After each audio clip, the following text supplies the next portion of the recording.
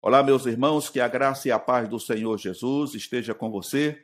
É um privilégio muito grande poder estar aqui de volta para juntos estudarmos a lição de número 1 da editora Betel, que traz por título Os Atributos de Deus, conhecendo a natureza, o caráter e a supremacia de Deus, automaticamente. O autor ou o comentarista dessa lição é o pastor Valdir Alves de Oliveira.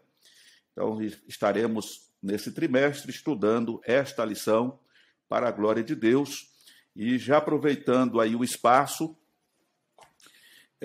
convidar você que tem nos acompanhado durante esse período, trabalhando aí com as lições da CPAD e agora da Betel, que você que ainda não é inscrito, que você se inscreva no canal, que você ative ali o sininho de notificação, para que você possa estar sendo avisado de todas as postagens que fizermos aqui. E um ponto muito importante, né? Aliás, 2 pontos importantes. O primeiro é você dar aquele like. Se você gostou, dê aquele like. Se não gostou, dê o dislike também. Isso é importante para que a plataforma do YouTube veja que você, de uma certa forma, está interagindo e está participando do conteúdo que estamos aqui postando. E outra coisa também que é de suma importância, o seu comentário. Faça o seu comentário, compartilhe com os irmãos da sua igreja, com os seus amigos, faça as suas perguntas. Automaticamente aqui no texto da lição, a gente não tem condições, por exemplo, de fazer todo o comentário da lição, né? Tópico por tópico, até por conta do tempo. Então, a gente faz aqui um resumo e aplica, né, esse resumo. Na verdade, é um subsídio à parte do que está na lição, para que você pegue o gancho aí e construa, né, a sua base, né, para poder estar ministrando a aula aí na sua igreja, né? Então, a gente faz aqui apenas um resumo. Então, dentro desse contexto, alguma dúvida, alguma coisa que ficou, você pode estar interagindo conosco, né? Fazendo aí o seu comentário, fazendo a sua pergunta, e automaticamente estaremos respondendo com todo o prazer, né? E com certeza estaremos nos ajudando uns aos outros a crescermos no conhecimento de Deus e da sua palavra. Então, estamos iniciando aqui o segundo trimestre. Deus se revelou à humanidade. E o texto áureo diz: porquanto o que de Deus se pode conhecer, neles se manifesta, porque Deus lhe manifestou. Romanos capítulo 1, verso 19. A verdade prática diz: a bênção de conhecermos o Senhor deve resultar em maior confiança, um viver agradável a Deus e uma vida frutífera para a glória de Deus. Os objetivos da lição de hoje é, primeiro, explicar que Deus se revelou a nós nas Escrituras. Segundo, mostrar a necessidade de crescer no conhecimento de Deus. E terceiro, ressaltar a busca incessante pelo conhecimento. Então, já pegando aqui o gancho, né, desses objetivos, ninguém, mas absolutamente ninguém, no planeta Terra ou em qualquer outro planeta que seja habitável, né? Se bem que não temos conhecimento, mas há uma ideia vaga de que nós não estamos sozinhos no universo, não tem condições de conhecer a Deus dentro da sua essência. Ninguém conhece Deus por meio da ciência, da tecnologia ou de qualquer uma outra área científica. Então, por sermos finitos, por termos a nossa mente limitada, então aprove Deus se revelar a nós. E ele se revela através do Verbo.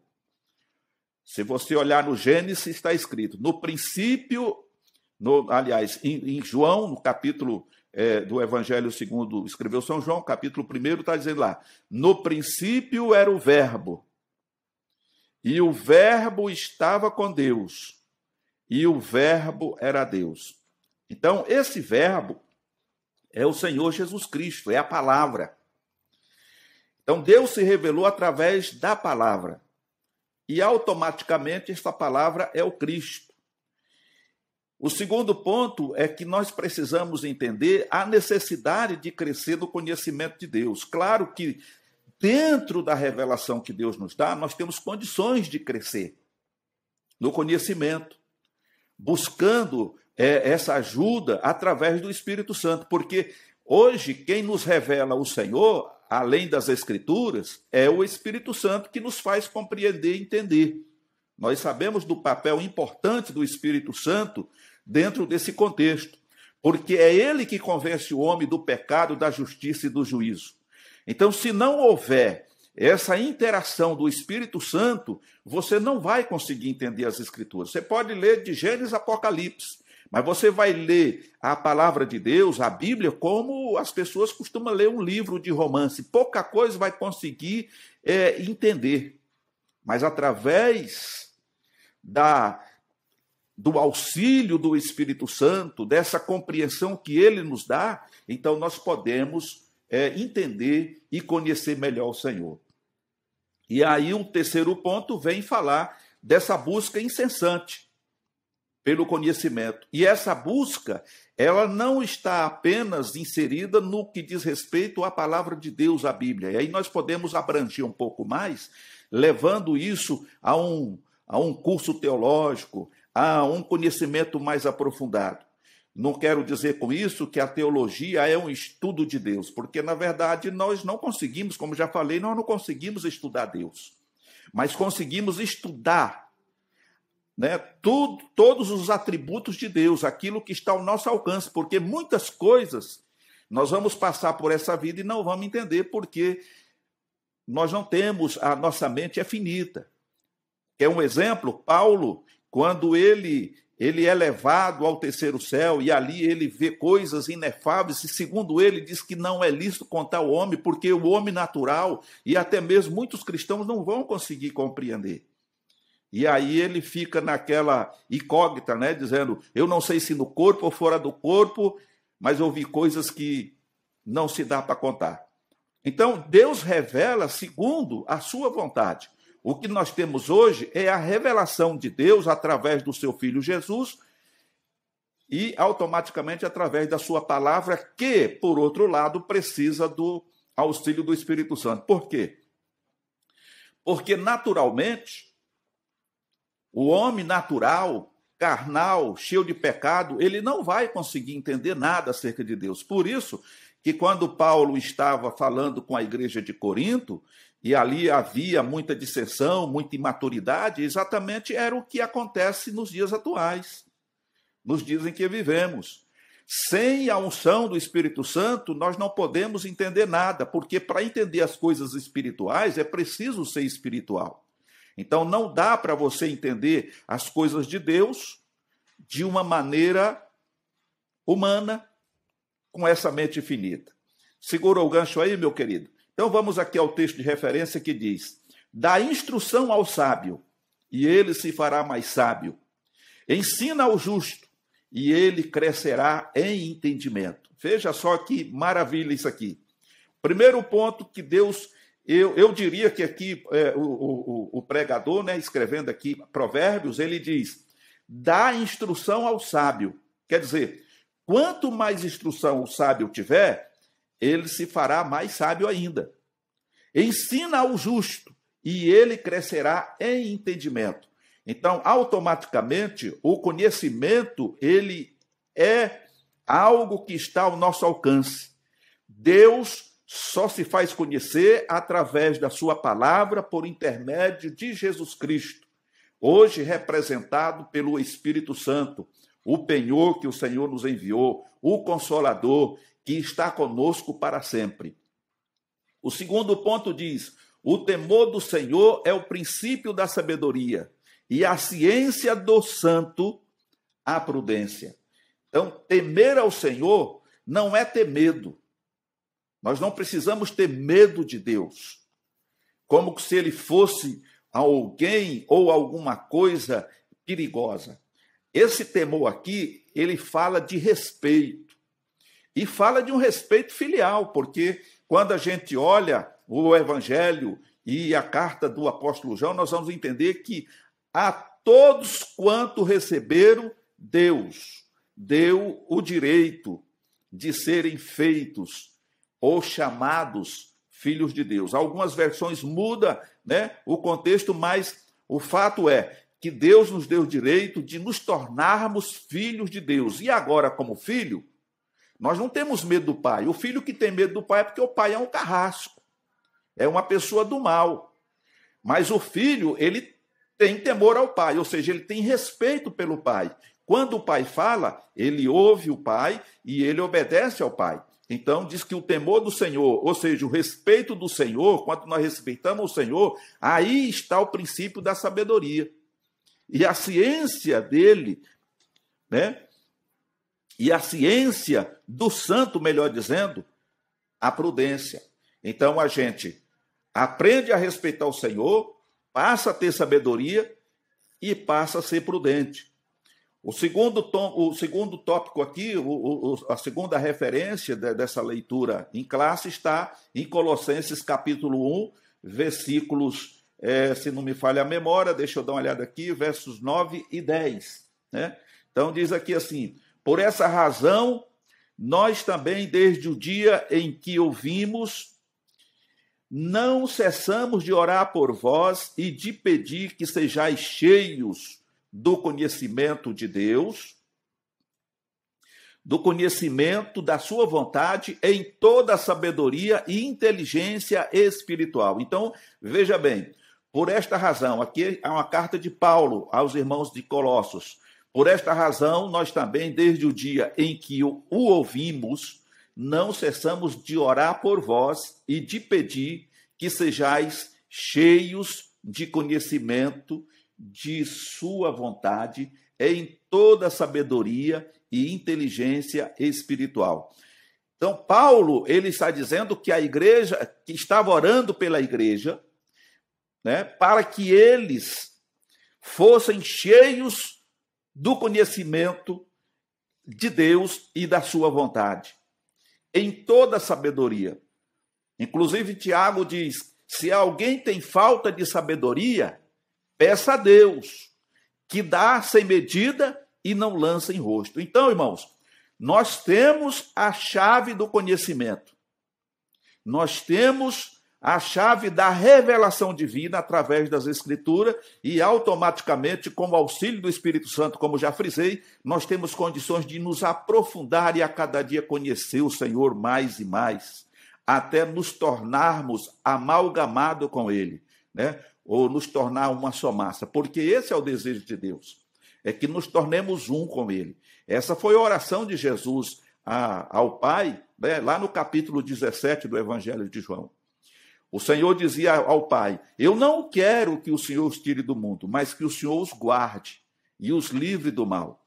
E o desejo do Senhor era que eles se tornassem um com Ele, assim como o Senhor Jesus era um com o Pai.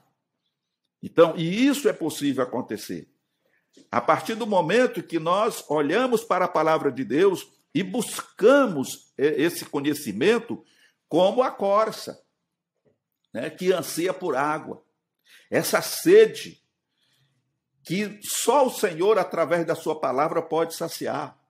Como Ezequiel, que chegou na beira daquele grande rio, e ele entra com uma água que vai ali cobrindo os artérios, depois está nos tornozelos, depois está no joelho, depois já está na cintura, e chega num momento que ele não consegue mais tomar pé, porque a água se torna profunda, e ele agora tem que nadar. É o rio do conhecimento, é o rio da sabedoria de Deus. Nós podemos nos aprofundar nesse conhecimento. Nós temos tudo, porém é necessário entender que é preciso pagar um preço. Nós não podemos nos aproximar do Senhor e ter esse conhecimento de Deus ainda mesclado com as coisas deste mundo. É preciso que haja uma separação. Por isso, a palavra de Deus diz assim: sede santo porque eu sou santo. O que é que Deus quer dizer com isso? Ele está dizendo exatamente que por ele ser um Deus separado, que não interage com o pecado, ele interage com o pecador, mas não interage com o pecado. Ele aceita o pecador, mas não aceita o pecado. Da mesma forma, o Senhor está dizendo, para mim e para você, seja santo. Então você pode interagir com o pecador no sentido de ganhar ele para Jesus, mas nunca e jamais interagir com o pecado. Namorar o pecado, ter parceria com o mundo, fazer coisas que Deus não se agrada, porque aí esse conhecimento ele não vai se concretizar na sua vida, até porque quando nós falhamos, quando nós pecamos, o Espírito Santo se entristece e o texto bíblico diz que ele se afasta de nós. Por isso, Paulo, ele, preocupado com isto, ele sempre adverte a igreja dizendo, não entristeçais o Espírito do Senhor que habita em vós, porque nesse entristecimento o Espírito Santo se afasta de nós. E nós só temos esse profundo conhecimento, só teremos comunhão com Deus verdadeiramente se nós estivermos alinhados com o Espírito Santo e submissos à vontade de Deus, observando a sua palavra, guardando os mandamentos. Foi isso que o Senhor Jesus disse. Aquele que guarda os meus mandamentos, esse é o que me ama. E aquele que me ama será amado do meu Pai.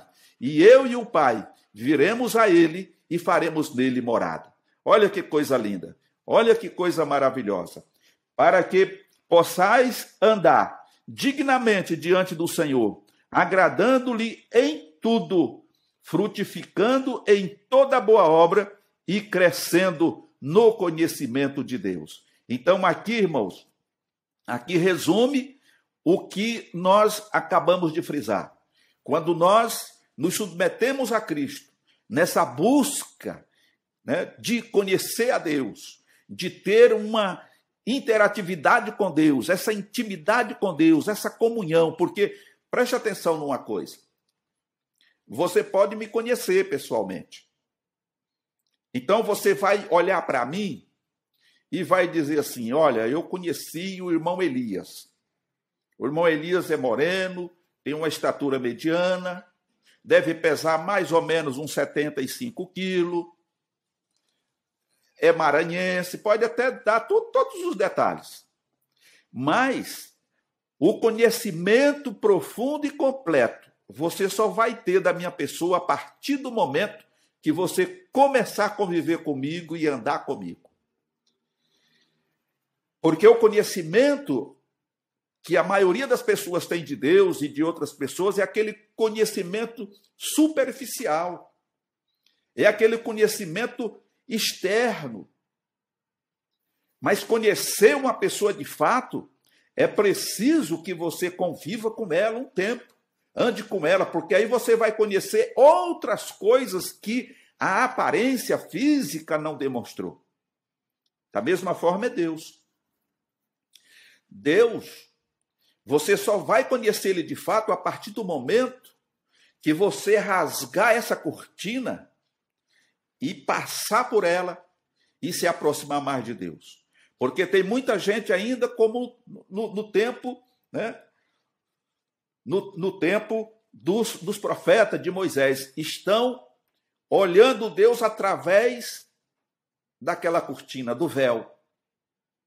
Mas Jesus rasgou o véu de alto a baixo quando ele morreu na cruz.